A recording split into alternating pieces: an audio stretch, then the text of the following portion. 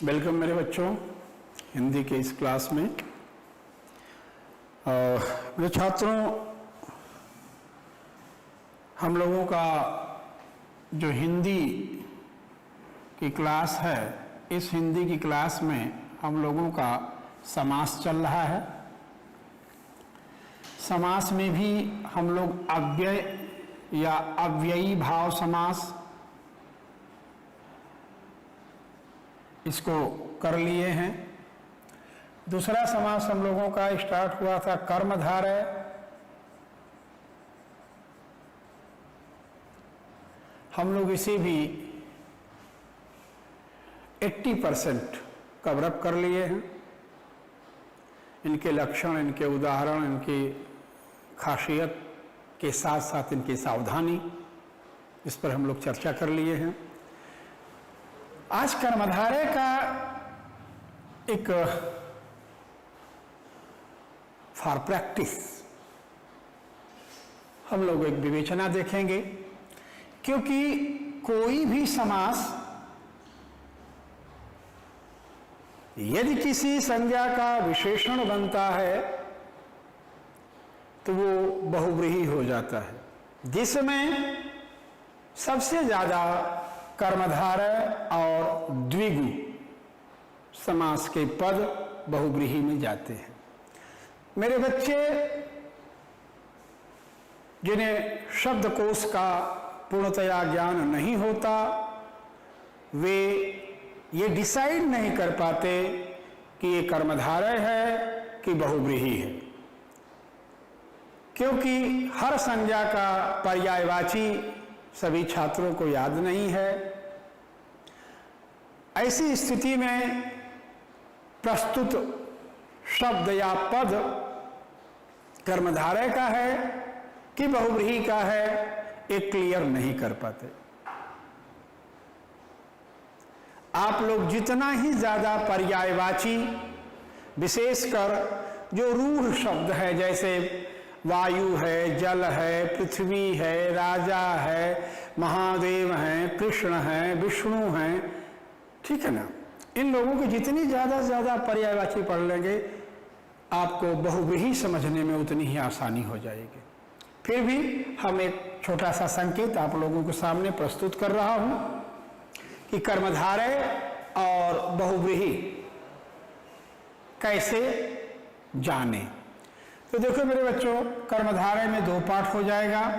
एक तो हो जाएगा ये हमारा कर्मधारय और दूसरा होगा बहुव्रीहि। ठीक मेरे बच्चों, मैं एक लाइन ये खींच दिया। शब्द देखिए, हमने यहां लिखा नील कमल। नील कमल पर अगर प्रश्न करें कि नील कमल अर्थात नील कमल ही हुआ, कोई तीसरा अर्थ इससे नहीं निकला। नील और कमल दोनों मिलकर नील कमल बन गया, कोई अन्य अर्थ नहीं निकला। और अगर हम यहां पर इसी शब्द में हमने यहां लिख दिया नील कंठ, नीलकंठ अर्थात, तो देखिए जब अर्थात करेंगे तो कौन आ गया? शिव। तो मेन संज्ञा हमारी शिव है। शिव का लक्षण या विशेषता क्या है कि उनका कंठ नीला है। अतः यह शिव का पर्यायवाची बन जाने के कारण किसमें आ गया? बहुव्रीहि में। ठीक दोस्तों, हमने यहां पर लिखा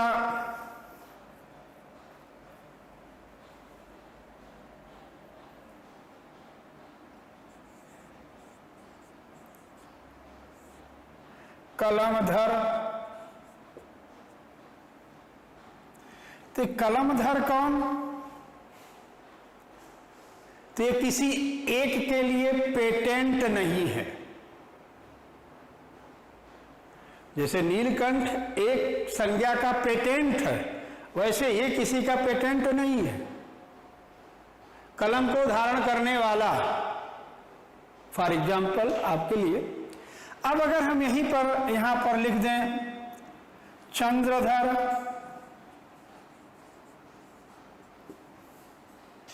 चक्रधर,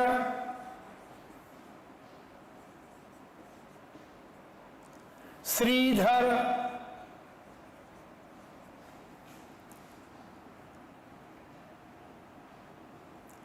मुरलीधर, गिरिधर,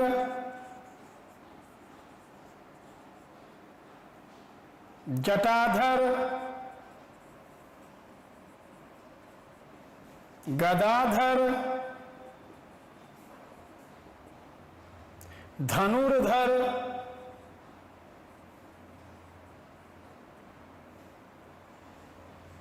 तमाम शब्द आपके सामने मैंने लिख दिया धर शब्द से।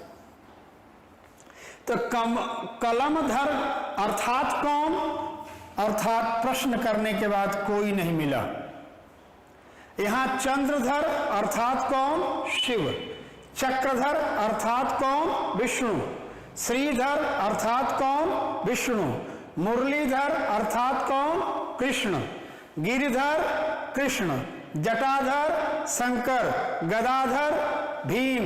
धनुर्धर अर्जुन। हर एक शब्द यहां एक निश्चित संज्ञा का विशेषण है और उस विशेषण से हम निश्चित संज्ञा का बोध पा रहे हैं। सब में दो पद हैं, चंद्रधर दो पद, चक्रधर दो पद, श्रीधर दो पद, मुरलीधर दो पद, सब में दो पद हैं। समास सब में है। एक पद दूसरे पद की विशेषता सब में बता रहा है, इधर भी इधर भी। अब सवाल आता है कि हम कैसे जाने कि यार ये कर्मधारय और ये बहुव्रीहि है। तो वही नियम है कि यदि समास पर प्रश्न करने से किसी संज्ञा का बोध हो जा रहा है, कोई संज्ञा प्रकट हो जा रही है, तो वो बहुव्रीहि में माना जाएगा। और यदि प्रश्न करने पर कोई संज्ञा प्राप्त नहीं हो रही है तो वो अपने समास में रहेगा। जैसे यहां कर्मधारय है तो ये कर्मधारय में रहेगा। तमाम ऐसे ही हमने यहां जैसे मान लो लिख दिया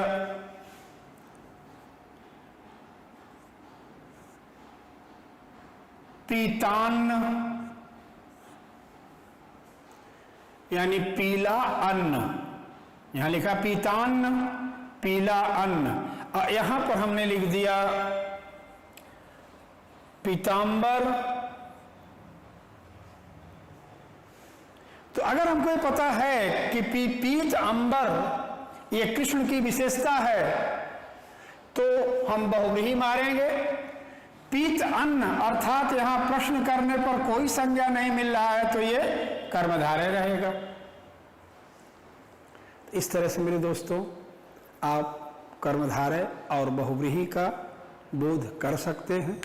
किसी भी समास के पद पर प्रश्न करने से यदि आपको कोई संज्ञा प्रकट कर ले रही है, यदि आपको किसी संज्ञा का बोध हो जा रहा है तो वह शब्द बहुव्रीहि में जाएगा, कोई भी समास हो।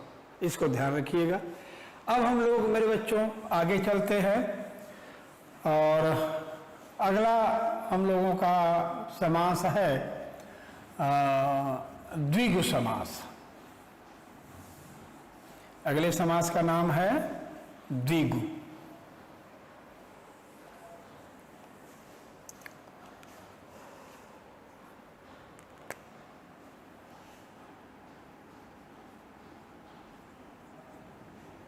द्विगु समास।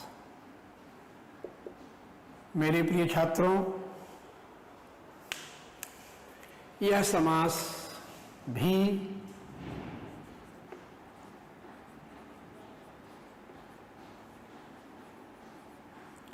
उत्तर पद प्रधान है।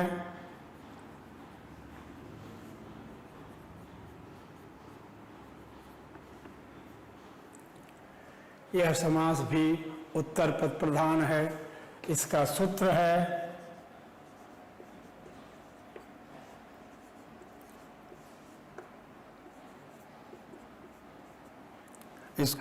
है संख्या पूर्वो दिगुः। संख्या पूर्वो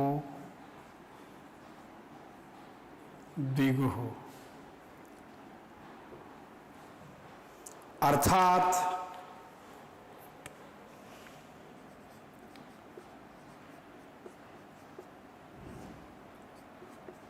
जिस समास का पहला पद संख्या वाचक विशेषण हो,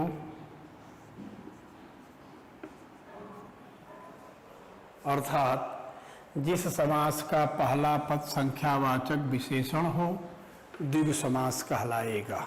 इसका सूत्र है संख्या पूर्वो द्विगुः। संख्या पूर्वो द्विगुः।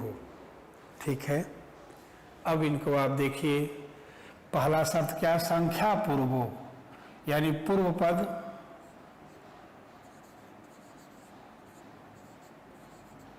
और उत्तर पद। पूर्व पद में संख्यावाचक शब्द हो,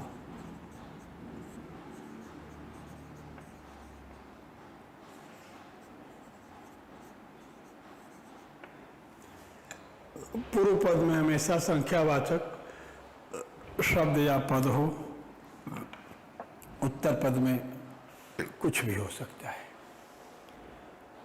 यदि इस लक्षण से युक्त कोई शब्द हमें दिख रहा है तो हम उसको क्या कहेंगे? द्विगु समास। मेरे बच्चों, ये समास भी बहुतायत में बहुव्रीहि बनता है।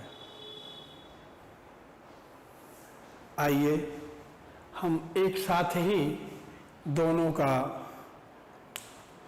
वर्णन कर लें। हम एक तरफ दे रहे हैं द्विगु और दूसरे तरफ हमने दे दिया बहुव्रीहि। ठीक मेरे बच्चों, अब देखिए, अगर हमने यहां पर लिखा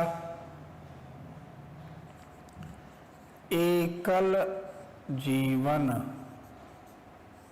या इकलौता या इकहरा,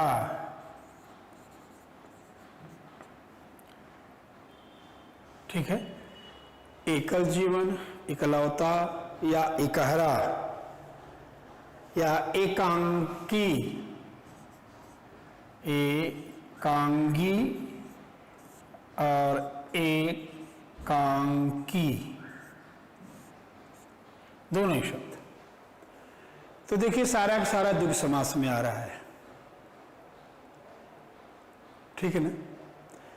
इसी को अगर हम यहां पर लिखें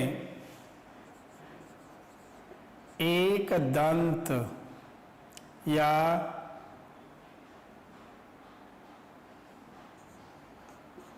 एक नयन या एकाक्ष,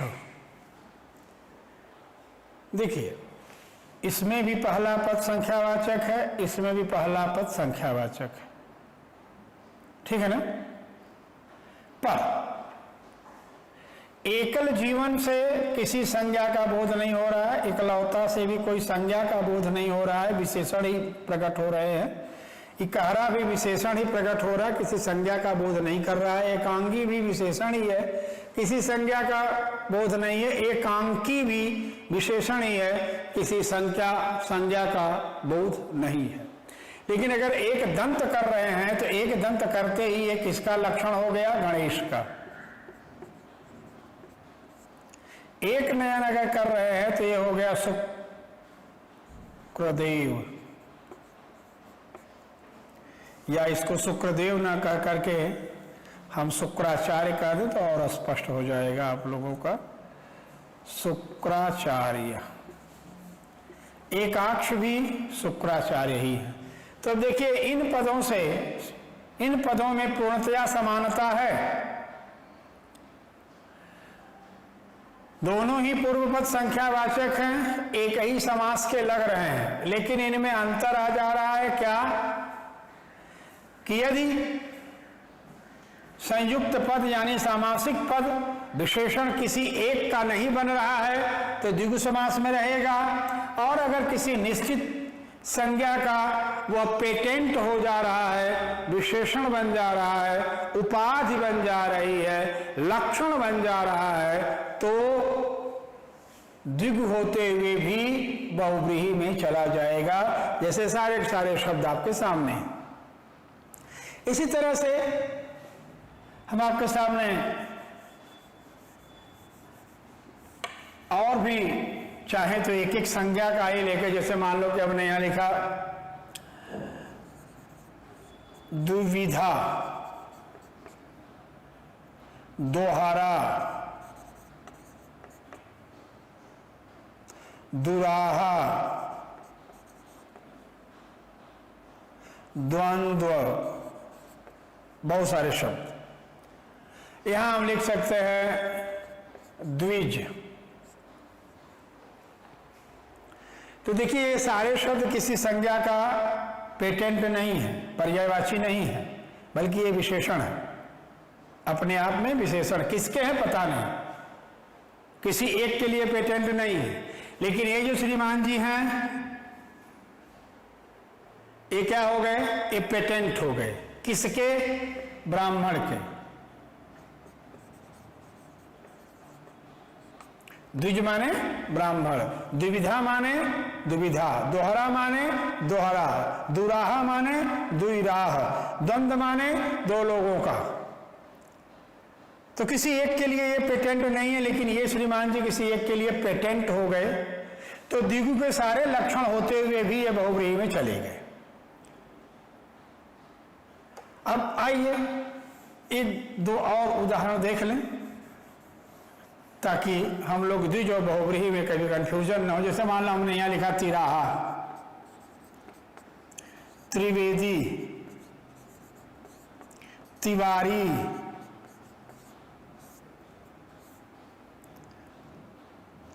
त्रिकोण, ठीक है, त्रिभुज, तमाम शब्द लिख सकते हैं। ये देखिए किसी का भी पेटेंट नहीं हो रहा है, लेकिन अगर हमने यहां लिख दिया त्रिलोचन, त्रिनेत्र, त्रिभंगी, त्रिजटा,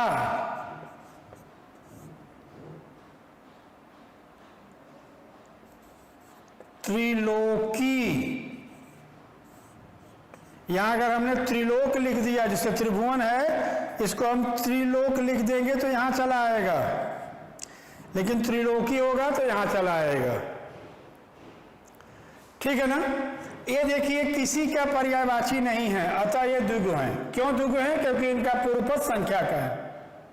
यहां आइए, इनका पूर्वपद संख्या का है, द्विगु के सारे लक्षण पकड़ रहे हैं, ये द्विगु के ही शब्द हैं, किंतु ये द्विगु नहीं बहुव्रीहि हैं। क्यों? क्योंकि ये पर्यायवाची बन गए। त्रिलोचन यानी महादेव, त्रिनेत्र महादेव, त्रिभंगी कृष्ण, त्रिजटा राक्षसी का नाम है, त्रिलोकी विष्णु। तो देखिए ये सारे के सारे बहुव्रीहि, अरे द्विगु, ये सारे के सारे द्विगु किसी संज्ञा का पर्यायवाची बनने के कारण बहुव्रीहि हो गए। ये सारे के सारे द्विगु किसी के पर्यायवाची नहीं है, इसलिए द्विगु में ही विद्यमान रहेंगे। तो मेरे बच्चों, इस तरह से क्योंकि सबसे ज़्यादा दिक्कत बच्चों को द्विगु, कर्मधारय और बहुव्रीहि इनके बीच में होता है। आप एक बार प्रैक्टिस लगा लीजिएगा, पर्यायवाची अगर है तो अपने समास से निकल जाएगा, बहुव्रीहि में चला जाएगा, वो किसी भी समास का हो। क्लियर यहां तक? अब आगे चलते हैं मेरे दोस्तों। नेक्स्ट,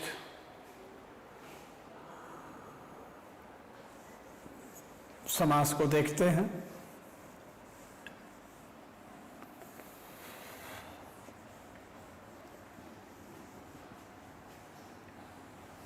ये समास है आपका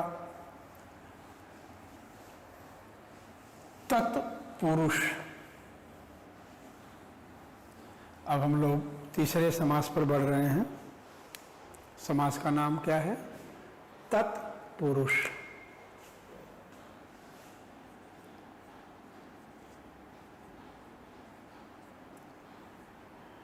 मेरे बच्चों, ये तत्पुरुष समास है,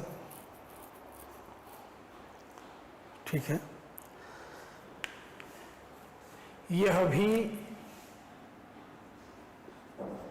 यह समास भी उत्तर पद प्रधान है। इसका सूत्र है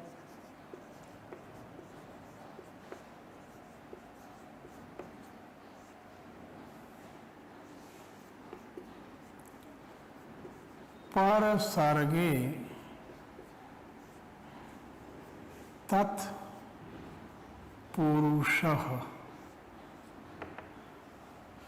परसर्गे तत्पुरुषः अर्थात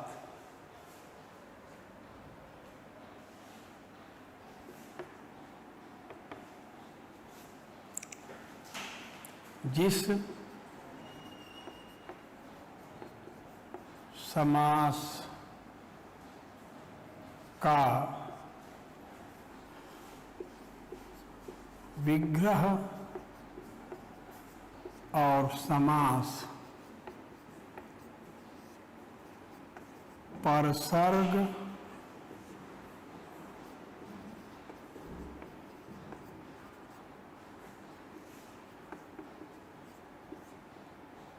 परसर्ग का मतलब होता है कारकीय चिन्ह। जिस समास का विग्रह और समास परसर्ग पर आधारित होते हैं,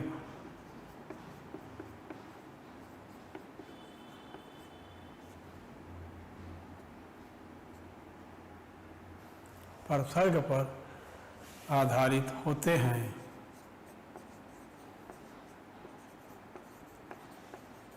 उसमें तत्पुरुष समास का विधान होता है।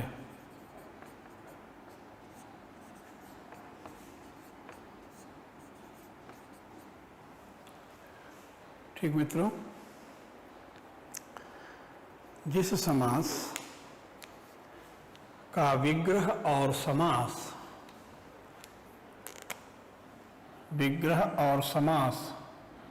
परसर्ग आधारित हों, वो क्या कहलाएंगे? तत्पुरुष। अभी परसर्ग क्या है मित्रों? तो कारकीय चिन्हों को हम परसर्ग कहते हैं।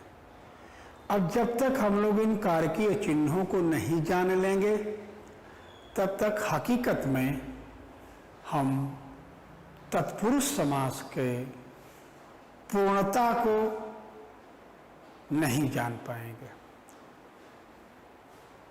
अब देखिए, हम पहले आपको यही डिफाइन करें। देखो मेरे मित्र, ये होता है कारक, और जो कारक का चिन्ह होता है उसको हम क्या कहते हैं? परसर्ग। ठीक दोस्तों, जो कारक का चिन्ह होता है हम उसे परसर्ग कहते हैं। अब कारक कितने हैं इनको जाना जाए तो देखिए, कारक में सबसे पहले आता है कर्ता, कर्म, करण, संप्रदान, अपादान, संबंध, अधिकरण।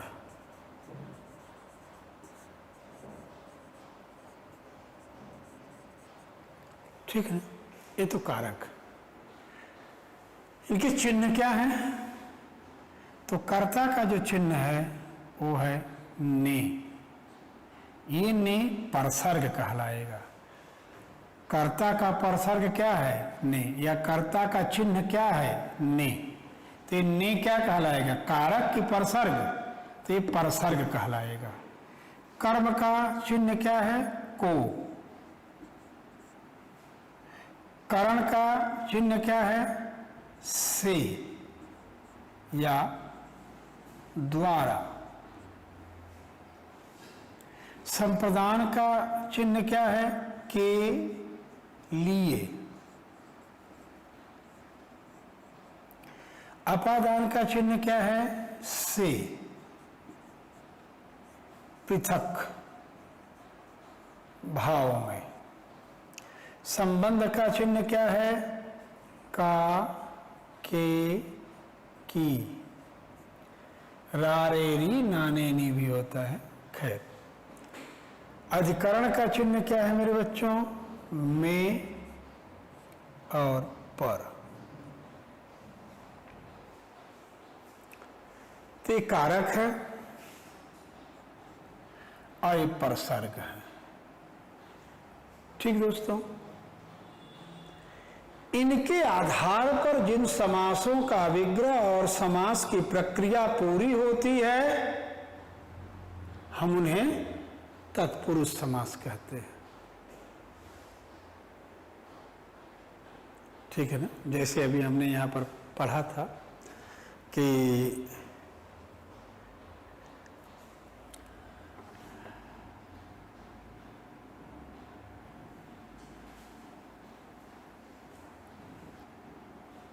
पट, पीत पट। तो देखो, इस पीत पट में कारक नहीं आएगा। पट माने वस्त्र, अब पीत माने पीला,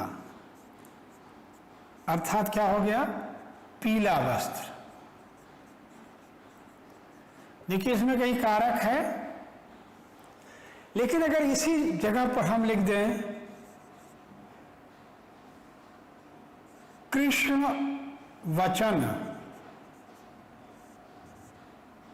या राम चरण या शिव पूजन, ठीक है, तो इसका मीनिंग क्या होगा? कृष्ण के वचन, रामचरण, राम का चरण, शिव पूजन, शिव का पूजन। तो देखिए, के, का, के, की, ये परसर्ग आ गया। ठीक है ना? ये देखें यहां संबंध का ये परसर्ग आ गया। परसर्ग आने के कारण अब ये किस में चला जाएगा? तत्पुरुष समास में। अभी आपने अव्यय के सारे शब्द देखे, उसमें आपको परसर्ग नहीं मिलेगा। कर्मधारय के शब्द देखे आप, उसमें परसर्ग नहीं मिला होगा। द्विगु के उदाहरण देखे, उसमें भी परसर्ग नहीं मिला होगा। लेकिन इस समास में परसर्ग की ही प्रधानता होगी। अब एक चीज, दूसरी चीज ये जाने कि ये कर्ता है क्या यार, किसे कर्ता कहेंगे, कर्म क्या होता है, करण क्या होता है, तो जरा इस पर भी हम लोग गौर फरमा लें तो बेहतर होगा इनको जानने के लिए, क्योंकि इससे कई तरह के प्रश्न हमारे टारगेट पर हिट हो सकते हैं। जैसे वाच्य है, वाक्य है, और वाक्य शुद्धि है, वर्तनी तो नहीं, वाक्य शुद्धि में काम आएंगे, समास है। तो इन चीज़ों को जानने के लिए पहले हम इन कारकों को जानें कि कारक क्या होते हैं,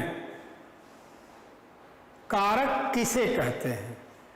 तो अभी हम तत्पुरुष समास को यहाँ रोक रहे हैं मेरे बच्चों, और मैं एक अलग से ब्लॉक बना रहा हूँ। इस ब्लॉक में मैं जो लिख रहा हूँ वो इस समास से जुड़ा हुआ तो नहीं कर सकता हूँ, लेकिन इस समास का बहुत बड़ा सपोर्टर होगा, क्योंकि इनको जब तक हम नहीं जानेंगे इन्हें बखूबी नहीं जान पाएंगे। अतः एक चैप्टर हम आपको यहीं पर शुरू कर देते हैं, कारक। कारक किसे कहते हैं, तो साफ शब्दों में देखो मैं यहाँ पर लिख देता हूँ, वाक्य में प्रयुक्त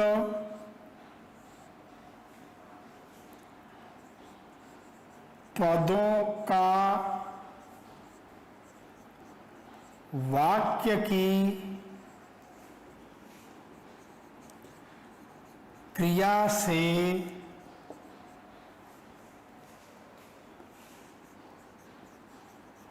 संबंध बताने वाला।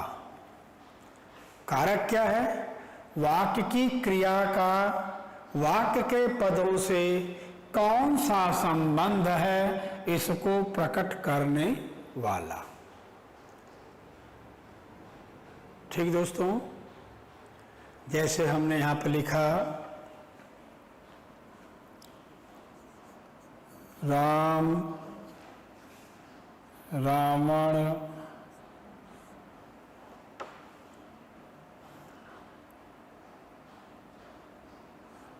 लोकहित,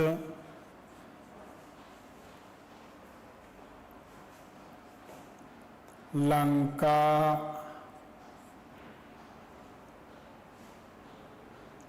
युद्ध, बाण मारा। मेरे दोस्तों, ये वाक्य नहीं है, ये केवल शब्द संयोग है, वाक्य नहीं। वाक्य बनाने के लिए हमें पदीय चिन्ह जैसे कारक, लिंग, वचन, इनकी आवश्यकता होती है। इनमें कारक, लिंग, वचन की कोई भी स्थिति नहीं बन रही है, अतः यह सिर्फ शब्दों का युग्म है, वाक्य नहीं। अब देखिए, इस वाक्य में क्रिया कौन है? इस वाक्य की क्रिया है मारना या मारा। तो अगर क्रिया है तो कोई न कोई कर्ता अवश्य होगा। भाई मारा, किसने मारा? तो यहां हम लिखेंगे राम ने।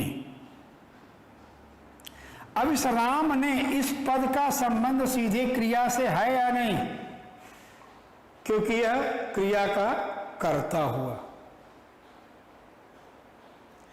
किसको मारा? तो रावण को। इसका भी संबंध सीधे क्रिया से। क्यों मारा? क्यों मारा? तो लोकहित के लिए। तो अब लोकहित पद का भी संबंध क्रिया से है। कहां मारा? युद्ध में। इनका भी संबंध आ गया। किससे मारा? बाण से इसका भी संबंध क्रिया से आ गया। ये एक ऐसा शब्द है जिसका संबंध क्रिया से न होकर अन्य पद, यानी युद्ध में मारा, किस युद्ध में मारा, कहें लंका के, ठीक है ना, तो युद्ध का संबंध लंका से आ गया, लंका के युद्ध में। अतः यह जो संबंध कारक है ये कारक नहीं माना जाता है, ठीक है, पर वो एक अलग का विषय, उस पर बाद में हम लोग चर्चा करेंगे। अभी हम लोग यहाँ पर ये देखेंगे कि इसका संबंध समास से कैसे हो रहा है। ठीक दोस्तों, तो कारक क्या है? वाक्य की क्रिया का वाक्य के अन्य पदों से संबंध को प्रकट करने वाला। अब ये कैसे होगा, क्या इनका विधान होता है? तो मेरे दोस्तों, आप यहां ऐसे भी देख सकते हैं, इनको और मैं डिफाइन कर दे रहा हूं ताकि आपको इसको समझने में सहूलियत हो।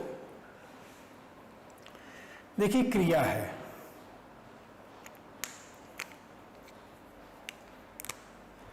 यह है क्रिया। मेरे दोस्त, क्रिया के दो पार्ट होते हैं, क्रिया के दो पार्ट होते हैं। पहला, क्रिया का व्यापार, और दूसरा क्रिया का फल।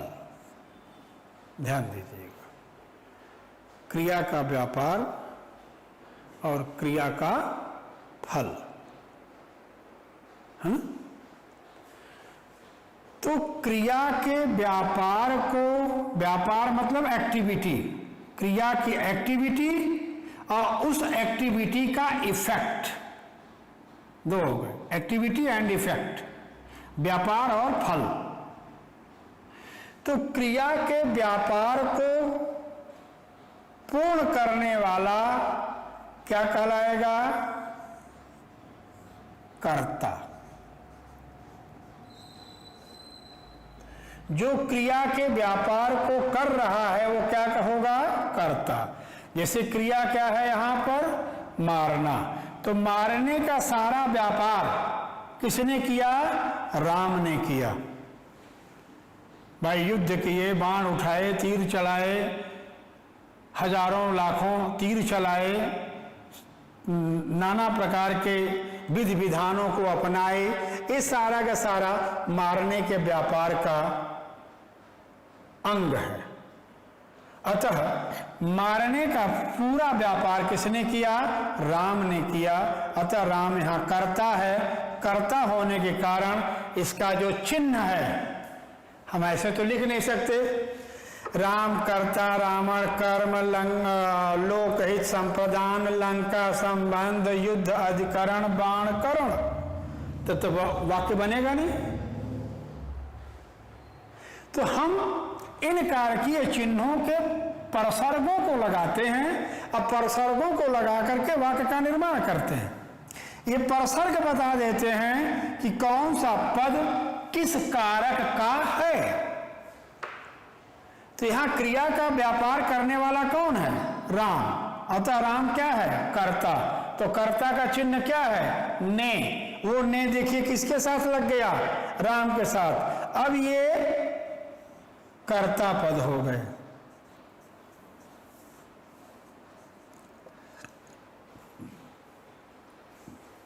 ठीक दोस्तों, अब दूसरा है कि कर्ता द्वारा क्रिया के व्यापार का प्रभाव, कर्ता ने क्रिया का जो व्यापार किया, उस व्यापार का जिस पर प्रभाव पड़ता है वह फल या कर्म कहलाता है।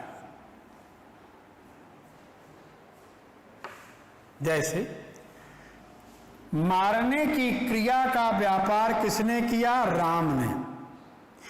उस मारने के क्रिया का प्रभाव किस पर पड़ा? रावण पर। इसलिए रावण क्या हो गया? कर्म। कर्म का चिन्ह क्या है? को। देखिए रावण के साथ क्या लगा?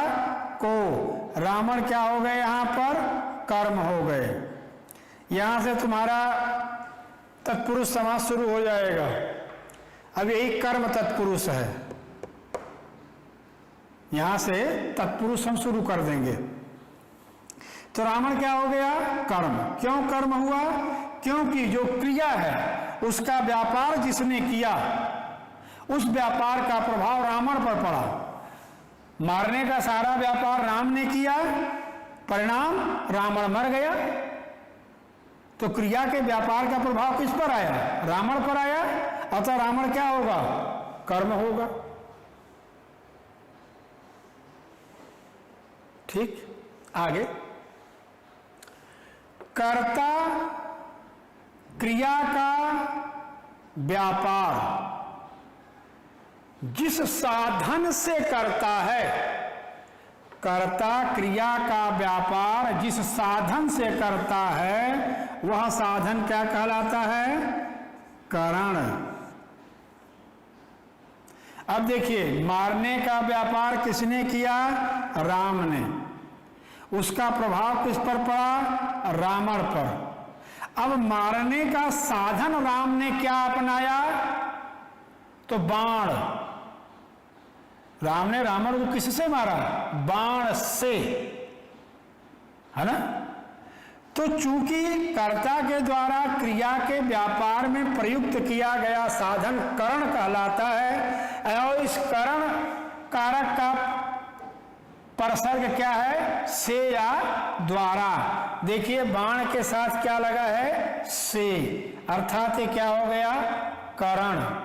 यही करण तत्पुरुष होगा। जब आगे हम लोग पढ़ेंगे तो एक करण तत्पुरुष होगा, जैसे पद चालित, स्वचालित, है ना? रोगग्रस्त, ऋणग्रस्त, तुलसीकृत, मानवकृत, सब में करण ही आएगा। आगे चलेंगे तत्पुरुष में तो इसको क्लियर करेंगे। अब करण। करण क्लियर हो गया। करण क्या है? कर्ता क्रिया के व्यापार में जो साधन अपनाता है उसे हम करण कहते हैं। तो करण का मतलब हो गया साधन। राम ने रावण को किससे मारा था? बाण से। अतः बाण यहां पर क्रिया का साधन हो गया। से ये हो गया। चलिए आगे, कैसे हम कारक पहचाने या कैसे कारकों की उत्पत्ति होती है, उस पर हम लोग विचार अभी कर रहे हैं। नेक्स्ट, कर्ता क्रिया का व्यापार जिस उद्देश्य से करता है, ध्यान देना बच्चों, कर्ता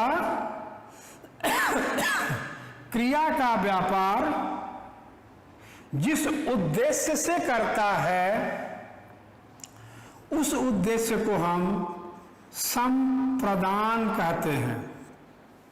क्या कहते हैं मित्रों? संप्रदान। संप्रदान क्या होता है? उद्देश्य। ठीक है ना? संप्रदान क्या है? उद्देश्य।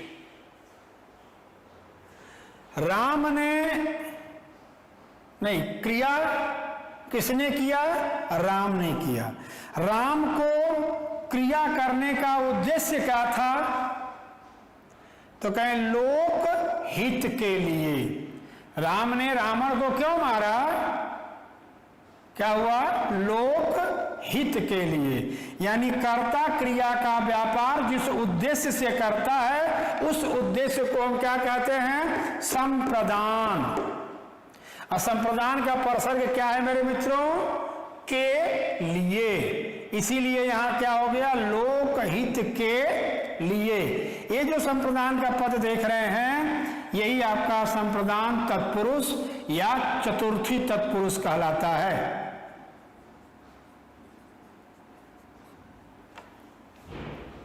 ठीक है ना? जैसे धर्म युद्ध, धर्म के लिए युद्ध, है ना? तीर्थाटन, तीर्थ के लिए घूमना। तो देखिए के लिए लग रहा है हर जगह। तो घूमने का उद्देश्य क्या है? तीर्थ, तीर्थ माने पुण्य प्राप्त करने हेतु। धर्म युद्ध, युद्ध का उद्देश्य क्या है? धर्म की स्थापना करना। तो जहां पर भी उद्देश्य, क्रिया का उद्देश्य प्रकट होगा, वहां पर क्या होगा? संप्रदान। इसका चिन्ह क्या है? के लिए। इसी को हम संप्रदान तत्पुरुष कहते हैं। ठीक दोस्तों, अब आगे चलते हैं।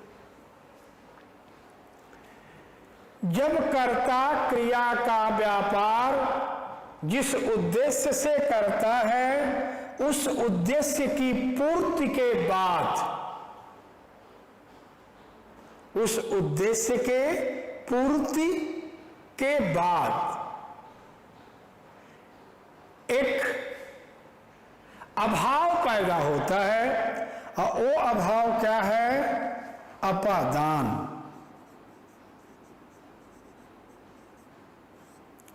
जैसे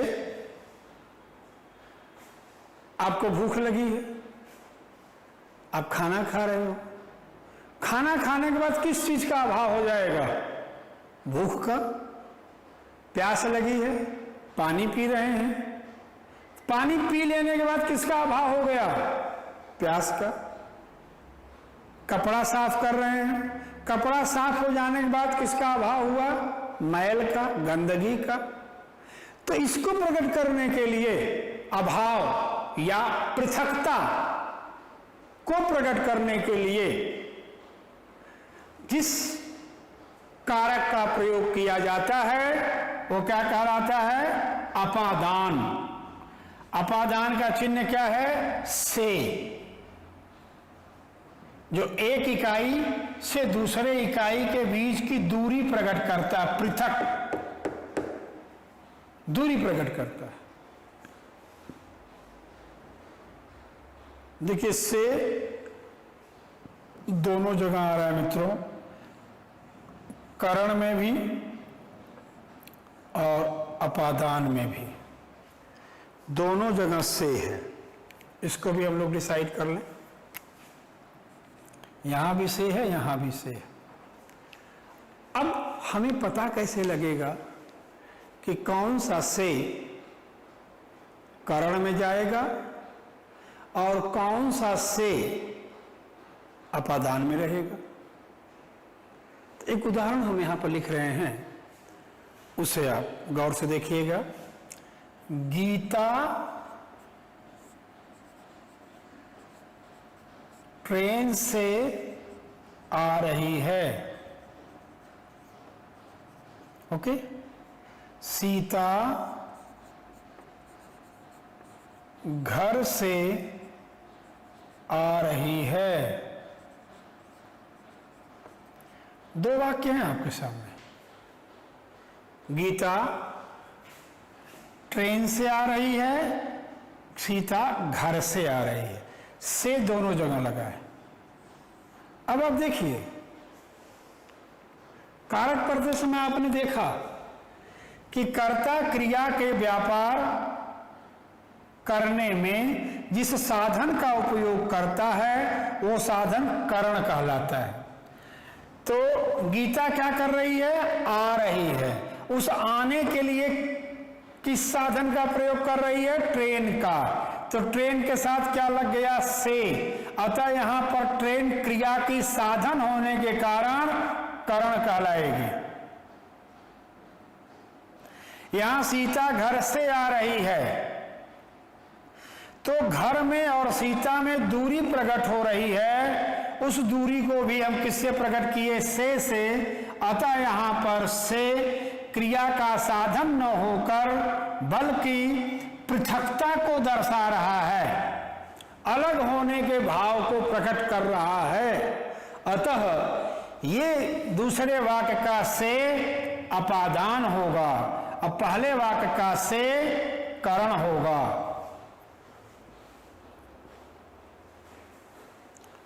ठीक मित्रों,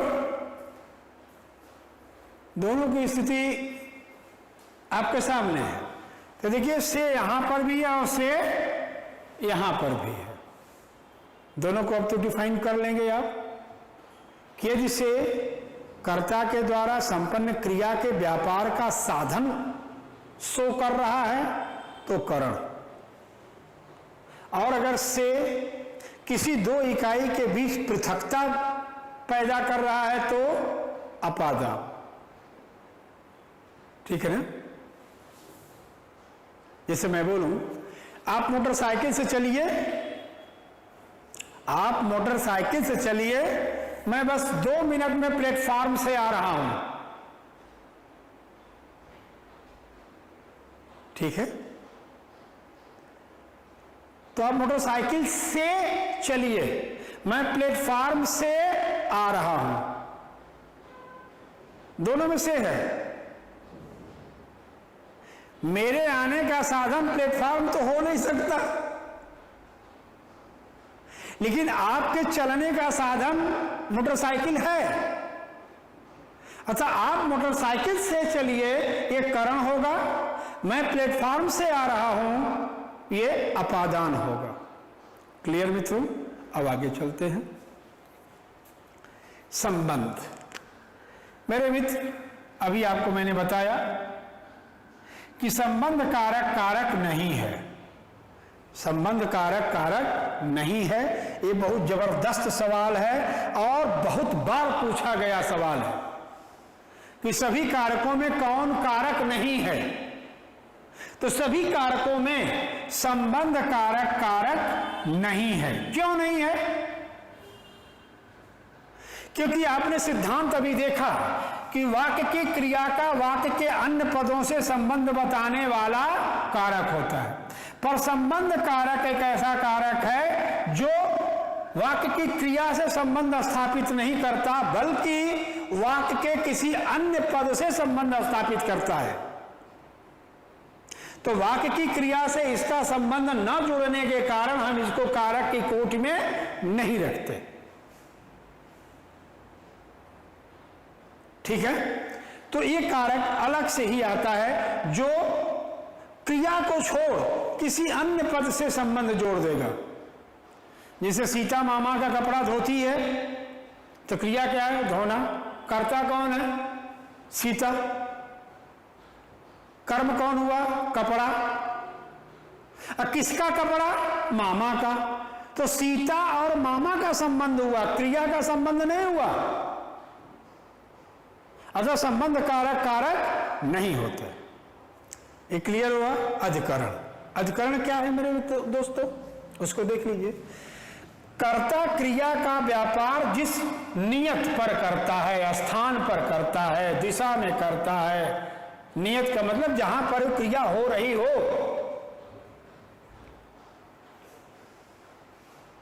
कर्ता क्रिया का व्यापार जिस नियत पर कर रहा हो, वह नियत क्या कहलाता है? अधिकरण। ठीक है ना?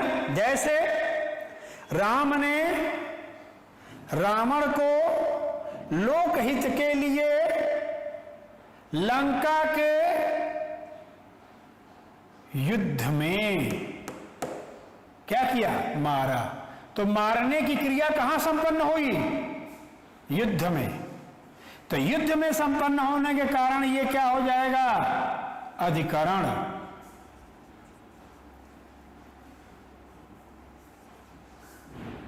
अधिकरण। राम ने रावण को मारने की जो क्रिया किया, वो कहां पर किया? उसका नियत क्या हुआ? वो नियत स्थान हुआ युद्ध। अब कौन सा युद्ध? कह लंका के युद्ध में। तो लंका का संबंध युद्ध से है, लंका का संबंध क्रिया से नहीं है। ठीक दोस्तों? तब इस तरह से हमारे सारे के सारे कारक आपके सामने हैं। मेरे दोस्तों, अब यहां पर हम चलते हैं अपने मूल विषय पर, तत्पुरुष समास। तत्पुरुष समास पर जब हम आते हैं तो हम आपको यही समझा दें कि कर्ता का तत्पुरुष नहीं होता। सभी कारकों में कर्ता कारक का तत्पुरुष नहीं होता। अतः कुल तत्पुरुषों की संख्या कितनी होगी? एक गिन के देखिए, 1 2 3 4 5 6। तत्पुरुष समास की कुल संख्या कितनी है? 6। कौन कौन से?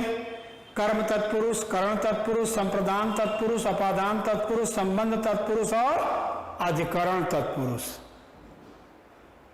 यानी दो पदों के मध्य समास तो दो पदों का योग करता है ना, तो उन पदों के मध्य जिस भी किसी परसर्ग की प्रधानता होगी, उसी परसर्ग के आधार पर उस पद का तत्पुरुष समास निश्चित किया जाता है। जैसे हमने लिखा, एक शब्द मैं अब यहां पर दे रहा हूं, अभी मैं इसे पढ़ा नहीं रहा हूं, एक एक एग्जाम्पल आपको दे दिया। जैसे हमने लिखा गोबधिक, इसका विच्छेद करेंगे तो क्या होगा? गाय को मारने वाला। तो देखिए को आ गया, कर्म का चिन्ह है, अतः गोबधिक को हम क्या बताएंगे? कर्म तत्पुरुष। इसी तरह से जितने भी पदों के मध्य जिन जिन कारकों की प्रधानता होगी, हम उन्हें टारगेट करके उसी के आधार पर तत्पुरुष समास का नाम देंगे कि ये तत्पुरुष, अरे ये कर्म तत्पुरुष है, करण तत्पुरुष है या अधिकरण तत्पुरुष है आदि। तो मेरे बच्चों, तत्पुरुष समास को जानने के लिए जिन जिन भूमिकाओं की आवश्यकता थी, हमने लगभग उनको डिफाइन किया है ताकि आपको समझ में आ जाए। अब हम लोग नेक्स्ट क्लास में तत्पुरुष समास का भेद और हर भेद के लक्षण के साथ शब्द को समझने और पहचानने की दक्षता पर अध्ययन करेंगे।